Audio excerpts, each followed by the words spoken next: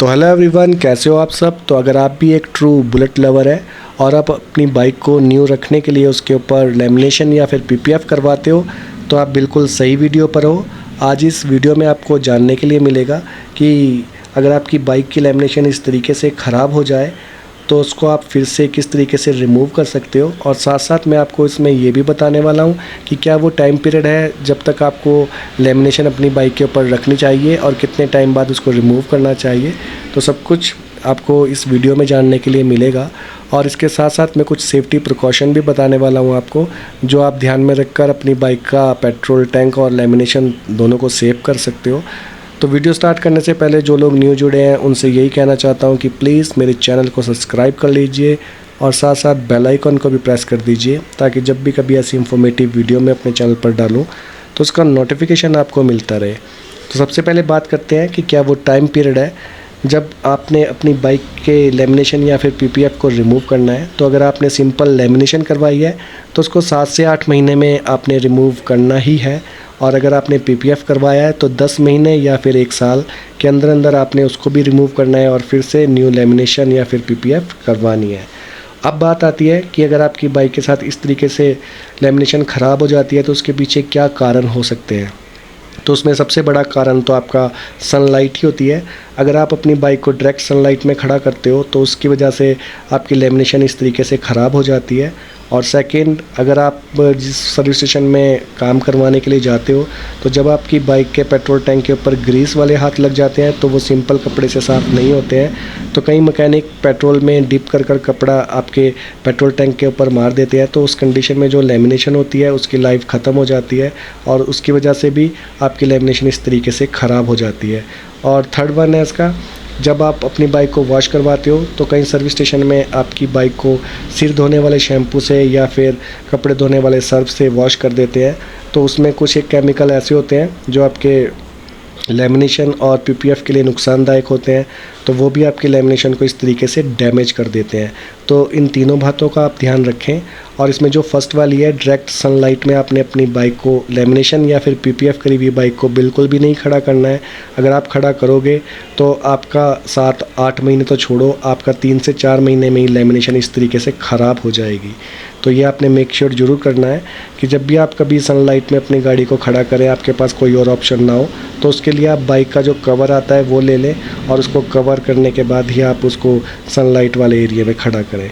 तो अब आप ये तो जान ही चुके हो। अब आपको ये बताते हैं कि अगर इस तरीके से आपकी लेमिनेशन ख़राब हो जाए तो उसको किस तरीके से आप रिमूव कर सकते हो। तो उसके लिए आपको एक हीट गन चाहिए और एक चाहिए पत्ती। इन दोनों की सहायता से आप अपनी ख़राब हुई हुई लेमिनेशन को रिमूव कर सकते हो। इसका ये मतलब बिल्कुल भी नहीं है कि आप मेरा वीडियो देखने के बाद घर पर जिन जिन भाइयों की इस तरीके से लेमिनेशन ख़राब हो रही है वो रिमूव करने की कोशिश करें, क्योंकि इसके लिए कई साल का तजुर्बा और कई चीज़ें का पता होना बहुत ज़्यादा ज़रूरी होता है। तो जो लोग प्रोफेशनल होते हैं उनको अच्छे ढंग से पता होता है कि किस एंगल में उनको पत्ती को पकड़ना है, कितना लेमिनेशन को हीट करना है और साथ साथ किस एंगल में फोर्स लगानी है, उन सब के बारे में उनको नॉलेज होती है। क्योंकि आप सभी जानते ही हो कि हीट करना भी एक तरीके का आर्ट ही है, क्योंकि हीट उतना ही होना चाहिए जिससे आपका जो लेमिनेशन है वो ही गर्म हो, इसके नीचे जो पेंट है वो इतना हीटअप ना हो जाए कि पेंट आपका ख़राब हो जाए। तो कई चीज़ें इसमें मैटर करती हैं, इसलिए मैं आपको बार बार कह रहा हूँ कि आप इसको मेरा वीडियो देखने के बाद घर पर इसको ट्राई बिल्कुल भी मत करें।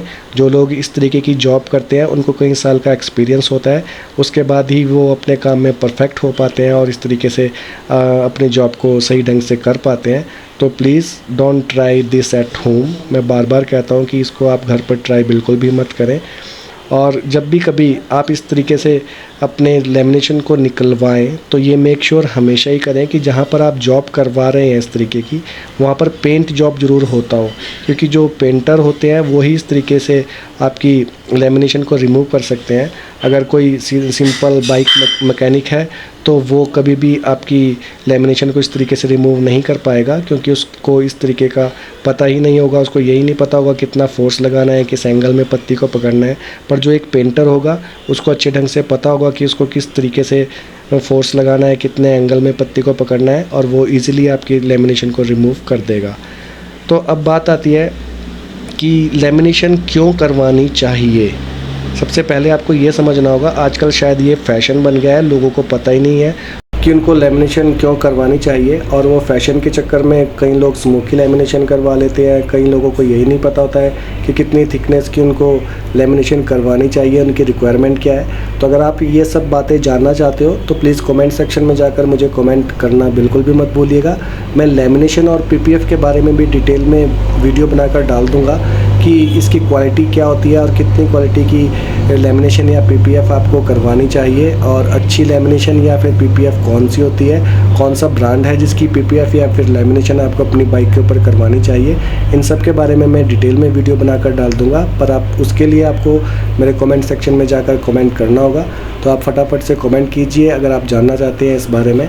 तो चलिए फिर फटाफट से इस लेमिनेशन को रिमूव तो हमने कर लिया है, अब आपको इसका फाइनल रिज़ल्ट दिखाते हैं कि इस तरीके से रिमूव करने के बाद क्या हमारे पेट्रोल टैंक के ऊपर स्क्रैचेस आए हैं। और आपसे एक रिक्वेस्ट और करना चाहता हूं कि अगर इस वीडियो से आपको कुछ जानने के लिए मिला हो और ये वीडियो आपको अच्छी लगी हो तो प्लीज़ मेरे चैनल पर लाइक, कमेंट और शेयर करना बिल्कुल भी मत भूलिएगा। और जो लोग न्यू जुड़े हैं उनसे यही रिक्वेस्ट है कि चैनल को सब्सक्राइब करे बिना बिल्कुल भी मत जाइएगा। कई लोग ऐसे हैं जो मेरी वीडियो को रेगुलरली देखते हैं पर उन्होंने मेरी वीडियो मेरे चैनल को सब्सक्राइब नहीं किया है। रेगुलरली वो मेरे वीडियो को देखते हैं पर मेरे चैनल को सब्सक्राइब उन्होंने नहीं किया है। उनसे मेरी हम्बल रिक्वेस्ट है कि प्लीज़ आप मेरे चैनल को सब्सक्राइब कीजिए। आपकी सपोर्ट की मुझे बहुत ज़्यादा ज़रूरत है। अगर आप मुझे सपोर्ट करोगे तभी मैं आपके लिए इस तरीके की इन्फॉर्मेशन से भरी वीडियो डालता ही रहूँगा। तो प्लीज़ सपोर्ट गाइस, मुझे सपोर्ट कीजिए। मैंने बहुत से ऐसे टॉपिक चुने हुए हैं आपके लिए जो मैं बहुत जल्दी आपके लिए लाने वाला हूँ, पर उसके लिए मुझे आपके सपोर्ट की बहुत ज़्यादा ज़रूरत है। तो please please please support my channel, like the video and share my video.